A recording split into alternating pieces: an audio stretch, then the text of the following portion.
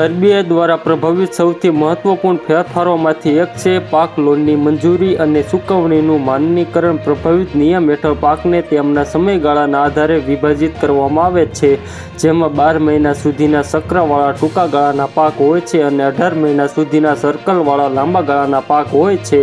આ પગલાંથી બેંકો અને રાજ્યો વચ્ચેની વિસંગતતાઓને ઘટાડી શકાય છે.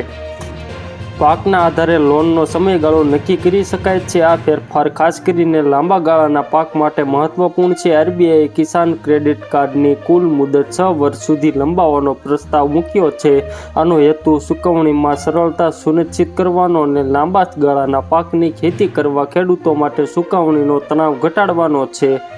ખેડૂતોને એવી લોન આપવામાં આવે જેથી તેમના ખેતી ખર્ચની જરૂરિયાત પૂર્ણ કરી શકાય. કેસીસી મર્યાદા હવે પાકના આધારે નક્કી કરવામાં આવશે.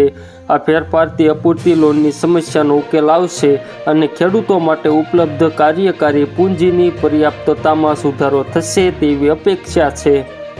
આ નિયમ ટેકનોલોજી અપનાવવા અને ટકાઉ કૃષિ પ્રણાલીઓ પર ધ્યાન કેન્દ્રિત કરે છે. આરબીઆઈએ કૃષિ સંપત્તિના સમારકામ અને જાળવણી માટે વધારાના 20% ઘટક હેઠળ પાત્ર ખર્ચની સૂચિનો વિસ્તાર કરવાનો પ્રસ્તાવ મૂક્યો છે. આમાં હવે માટી પરીક્ષણ, રિયલ ટાઇમ હવામાનની આગાહી અને કાર્બનિક અથવા સારી કૃષિ પદ્ધતિઓની ખરાઈ જેવા ટેકનિકલ હસ્તક્ષેપો સંબંધિત ખર્ચનો સમાવેશ થશે.